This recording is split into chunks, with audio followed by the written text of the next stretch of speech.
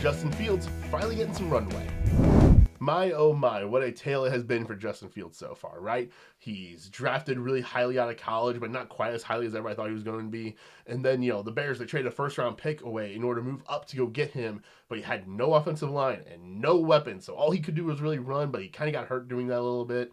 And then he gets, the Bears, they fall into the first overall pick, so he gets traded to Pittsburgh for nothing at all. They also signed Russell Wilson. Fields plays decently well for like 6 weeks, but then Russell Wilson comes in, he takes the job, and he never really gives it back, even though he didn't really play all that well anyway. And then Justin Fields becomes a free agent.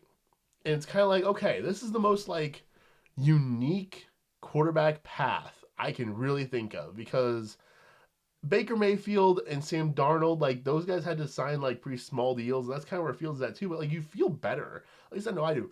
I feel better right now about Fields than I did when Baker first arrived in Tampa or when Sam Darnold first arrived in Minnesota. So it's like, where does Fields fall into this?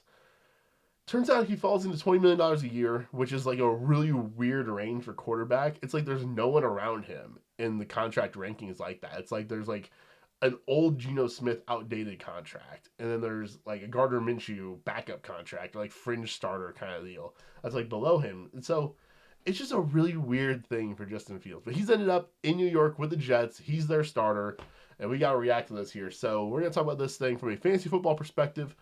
I like it in terms of Justin Fields himself. I don't like it in terms of everybody else around him. For Fields, he's that guy because of his legs.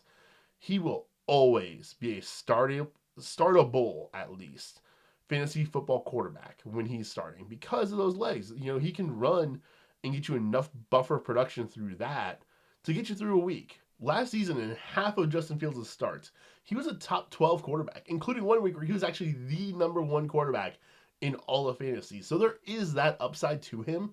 Of course, we don't know yet if they're going to draft a rookie to also put in that room or not.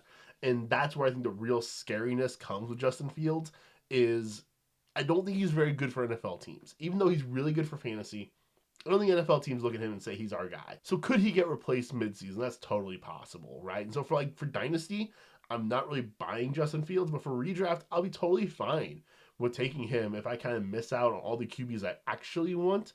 But, kind of as an upside, QB2 kind of guy, I'm perfectly fine with taking that risk in a 1 QB league come redraft season. What's it mean for the running back, specifically Breece Hall? I think now he's going to fall into that classic conundrum of you're a running back with a running quarterback. That means less receptions come your way, but usually better efficiency as a rusher. That a lot of times happens with these quarterbacks who can run because the defensive pressure goes to the QB quite a bit, opens up those running lanes a little bit more. Boom, there goes Breece Hall. So I think in the end, it's a minor negative in PPR leagues because you're going to lose out on a lot of those receptions.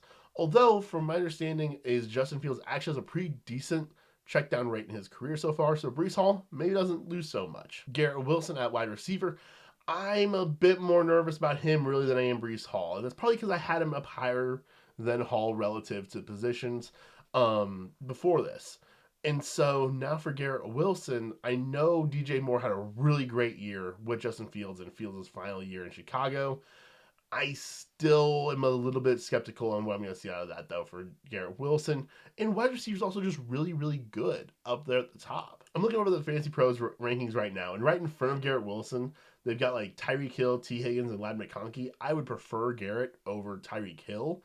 But right behind him at 16 is Terry McLaurin, 17 Mike Evans, 18 DJ Moore, and that's kind of the end of their tier 3 at wide receivers.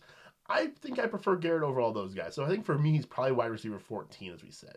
So those are my thoughts on Justin Fields and the New York Jets. What about the other quarterback moves that happened? Geno Smith going to the Raiders and Sam Darnold replacing him in Seattle. You can check that out video right now.